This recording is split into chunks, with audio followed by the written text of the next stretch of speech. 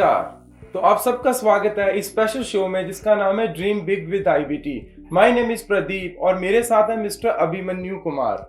एक अभिमन्यु थे महाभारत में जो एक चक्रव्यूह में फंस गए थे, और एक अभिमन्यु हमारे साथ है जिन्होंने सारे चक्रव्यूह को पार किया और इनको मिली है सरकारी नौकरी। Congratulations to you mister Abhimanyu. Thank you so much sir. So mister Abhimanyu ने इसरो का एग्जाम क्लियर किया है जिसको बोलते हैं हम इंडियन स्पेस रिसर्च ऑर्गेनाइजेशन। सबसे बड़ी बात क्या है कि इसरो में एक ही वैकेंसी आई थी, that was for the Hindi typist, और हजारों बच्चों ने उस पोस्ट के लिए अप्लाई किया। And I feel so proud to be with you today because आपने सभी को मात देके एक सरकारी नौकरी हासिल की है। So Abhimanyu, how was the journey? Sir बचपन से ही मेरे पेरेंट्स का सपना था कि हमारे घर में कोई सरकारी नौकरी हो। तब मैं 10वीं पास किया तो मुझे पता लगा था कि गवर्नमेंट जॉब भी आती है, तो एनडीए के बारे में पता लगा। तो उसका क्राइटेरिया था कि +2 के बाद ही एग्ज़ाम देते हैं। ठीक है। तो मैंने फर्स्ट टाइम एनडीए का एग्ज़ाम दिया, पर उसमें मैं सक्सेसफुल नहीं हो पाया। ठीक है। पर उसके आगे मुझे कोई गाइडेंस नहीं था। फिर मैं ग्रेजुएशन में अपना नाम लिखवाया। ठीक है। तो ग्रेजुएशन में एडमिशन होने के बाद जब ग्रेजुएशन पास किया तब मुझे गवर्नमेंट जॉब के बारे में कुछ खास पता नहीं था। मैं ट्राई कर रहा था बट कुछ हुआ नहीं। तो कहने का मतलब आपको इतनी अवेयरनेस नहीं थी और घर में कोई इतना गाइड करने वाला भी नहीं था। बिल्कुल। तो आपने जो भी किया है वो अपने दम पे किया है with the support of the family. Yes sir. और फिर आपने एग्जाम्स वगैरह देने स्टार्ट किए। जब फिर सर एग्जाम देने स्टार्ट किए तो फिर मुझे आप पता लगा कि कहीं से आप प्रेपरेशन करो, तो आईबीटी के बारे में मुझे पता लगा। मेरे दोस्त मनदीप हैं, उन्होंने आईबीटी के बारे में बताया। तो आईबीटी एक एज अ मेंटर मेरा काम आया कि हर एक जगह पर जैसे स्टेप बाय स्टेप मुझे उनके गाइडलाइंस को फॉलो किया। ये आपका अभिमन्यु पहला एग्जाम था कि इससे पहले भी आपने बहुत सारे एग्जाम्स दिए थे? मैंने इससे पहले भी एग्जाम दिए हुए थे सर। तो आपने बैंकिंग सेक्टर, एसएससी सेक्टर और बाकी डिफेंस सेक्टर के एग्जाम्स दिए थे पहले भी, एंड ये आपके लिए एक लकी चांस था। Yes sir. और ये एक हीरो वाली बात होती है ना यार, हम हजारों बच्चों से कंपटीशन कर रहे हैं और उसमें एक ही वैकेंसी। दोस्तों सबसे बड़ी चीज क्या थी, इसरो में पोस्ट भी एक ही आई थी। एंड अभिमन्यु में खास बात है कि सबको पछाड़ते हुए अभिमन्यु ने फर्स्ट रैंक अचीव किया। चाहे वैकेंसी एक थी बट स्टिल मुझे ऐसा लगता है कि यू आर द टॉपर। आपने ऑल इंडिया में टॉप किया है, मुझे ऐसी फीलिंग आ रही है। तो heartiest congratulations to you. Thank you so much sir. अभी ऐसा लग रहा है कि लाइफ सेट है, फैमिली बहुत खुश होगी। बिल्कुल सर, जब पता लगा रिजल्ट का तो उनका खुशी का ठिकाना नहीं था। मैं एक्सप्लेन नहीं कर सकता क्योंकि मेरे पेरेंट्स का ही सपना था कि गवर्नमेंट जॉब ही होना चाहिए। मेरे पापा बोलते थे कि बेचो तरकारी नहीं तो करो सरकारी नौकरी। अरे वाह, ये तो बहुत अच्छी, बेचो तरकारी नहीं तो करो नौकरी सरकारी।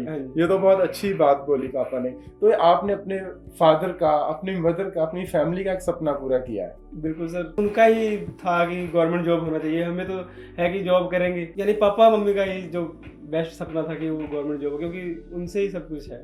देखिए अभिमन्यु, आपने टॉप किया है, आप लाखों स्टूडेंट्स के आज मेंटर बन गए हो, तो आप कि क्या सजेशन है सभी स्टूडेंट के लिए? देखो हजारों लाखों करोड़ों स्टूडेंट ऐसे होते हैं जो हर साल banking, SSC, railway, insurance, defence या बाकी बहुत सारी सरकारी नौकरी के लिए अपना एप्लीकेशन देते हैं, बट उसमें कुछ हजारों बच्चे ही पास कर पाते हैं। तो आप अपने फ्रेंड्स के साथ क्या स्ट्रेटजी शेयर करेंगे कि किस तरीके से हमें एग्जाम के लिए अप्रोच करना चाहिए, और क्या आपका एग्जाम करने का, एग्जाम में बैठने का और एग्जाम की तैयारी करने का क्या तरीका होना चाहिए? थोड़ा उसके ऊपर आप थोड़ा शेयर करेंगे क्या? यस सर, मैं बताना चाहता हूँ अपने सभी दोस्तों को कि जब हम गवर्नमेंट एग्जाम के लिए हम आ जाते हैं मैदान में जी। तो एक ये भी जंग है। अच्छा। जब हमें जंग की जीत तभी होगा जब हम पूरी प्रिपरेशन करके जाएंगे, क्योंकि यहाँ पर जैसे मैं कुश्ती का प्लेयर भी हूँ। तो मैं इसके बारे में बताना चाहता हूँ कि जब हम मैदान में जाते हैं तो हम जितना मजबूत रहेंगे अंदर से तभी हम अगले को हम टक्कर दे सकते हैं। ठीक है। नहीं तो फिर हम खुद हार कर आ जाएंगे वापस। तो ऐसे एग्जाम में हम जाते हैं तो बार बार फेल होकर आ जाते हैं। तो आपके कहने का मतलब जैसे दंगल मूवी में हम सब में देखा था कि हमें आखिरी दम तक लड़ना चाहिए। हाँ जी। तो ऐसी ही अप्रोच होनी चाहिए। अप्रोच होनी चाहिए, बिल्कुल। हम कभी हमें हिम्मत नहीं हारनी चाहिए कि हम जब एक बार फेल हो गए, 2 बार फेल हो गए, हरासमेंट आ जाती है। जैसे अब मैं 25 साल का उम्र हो गया हूँ। अच्छा। तो मैं घर में मैं सबसे बड़ा हूँ तो प्रेशर बड़े के ऊपर पड़ता है। तो मैं गवर्नमेंट जॉब नहीं मिल रही है तो लगता है क्या है, कुछ भी नहीं है, अब फ्यूचर ही नहीं है। पर हमें निराश नहीं होना चाहिए, हमें लगातार कोशिश करते रहना चाहिए और अच्छे तन मन लगन लगाकर मेहनत करना चाहिए। जी अभिमन्यु, तो देखिए दो तरह के स्टूडेंट्स होते हैं, एक तो वो जो कहीं ना कहीं से कोचिंग लेते हैं, एक तो वो जो सेल्फ प्रिपरेशन करते हैं। तो आपकी गाइडेंस क्या है कि सेल्फ प्रिपरेशन इज इनफ या हमें कहीं ना कहीं से कोचिंग भी लेनी चाहिए? सर मैंने सेल्फ प्रिपरेशन से 2017-18 में बहुत कोशिश किया, पर कहीं बात नहीं बना। जब फिर मैंने आईबीटी में जब कोचिंग लिया तब मुझे पर्दा होता, जैसे आंख पर पर्दा होता कि हमें, तब वो पर्दा खुलता जब हम आईबीटी में आए तो मेरा पर्दा खुला कि नहीं आगे दुनिया भी है। जैसे बोलते हैं ना कि मेढक कुएं में होता है तो वहीं तक नजर आता है, वहीं तक इधर से डुबकी लगा तो किनारे चल गया, जब इधर से आया तो इधर, जब बारिश होता तो बाहर निकलता तो दुनिया देखता कि आगे क्या है। तो आप अपने दोस्तों को ये मैसेज देना चाहते हैं कि आप एक कुएं में मत रहो, आप समुद्र में आओ, बहुत सारे कोचिंग इंस्टीट्यूट्स हैं, बहुत सारे मेंटर्स हैं, आप आओ, देखो पढ़ो, सीखो और एग्जाम क्रैक करो। बिल्कुल, क्योंकि हम कई होते हैं, 100 में से एक होंगे जो कर लेते हैं, वैसी बात नहीं है कि अपने आप भी करने वाले बहुत हैं। पर जैसे मैं मीडियोकर स्टूडेंट हूँ सर, मैं उतना कह नहीं सकता कि मैं टैलेंटेड बहुत हूँ। तो अपने आप को मेरा टैलेंट तब निकलेगा जब हम कहीं से, जैसे मैंने आईबीटी से कोचिंग लिया तो मुझे सर जैसे हम मेरे रीजनिंग का क्लास आए तो रीजनिंग के सर आए, मनोज सर आए, प्रकुल सर आए, तो जैसे जैसे बैच लगता तो उनकी जो एक्सपीरियंस है, उन्होंने जो चीज़ देखा वो बताते हैं, वही चीज़ हम, उनकी जो एक्सपीरियंस है मुझे फ़ायदा होता है उनसे, हमें हमसे जैसे स्टूडेंट को फ़ायदा होता है, क्योंकि उनके बगैर तो हमें कुछ पता ही नहीं। मैथ के सर जैसे पता है, मैथ के क्वेश्चन आ जाते हैं एग्जाम में, तो हम देखते हैं कि पहली बार कैसे करना है, हम अपने ट्रिक्स लगाएंगे, क्योंकि ट्रिक्स हमें पता ही नहीं, जो एक्चुअल में जो प्रैक्टिस कर रहा है बंदा उसके ऊपर एग्जामिन करके बैठा वहाँ पर पढ़ा रहा है, तो वो बहुत ज़्यादा मदद करता है। जैसे सर के ट्रिक्स हो गए, उनके टिप्स हो गए कि कैसे करना है, वो 10 सेकंड में सॉल्व कर देते हैं, और उसी को मैं भी सॉल्व कर दूंगा, पर 2 दिन में करूंगा, तो एग्जाम तो 2 दिन का थोड़ा होता है। ठीक। तो अभिमन्यु जी का कहना ऐसा है कि अपना एक मेंटर चुनो, उस मेंटर के अकॉर्डिंग चलो, और ज़्यादा चीज़ों में पढ़ने की ज़रूरत नहीं है, ज़्यादा चैनल्स में, बहुत सारे यूट्यूब पे चैनल्स हैं, ज़्यादा चैनल्स पे जाने की ज़रूरत नहीं है।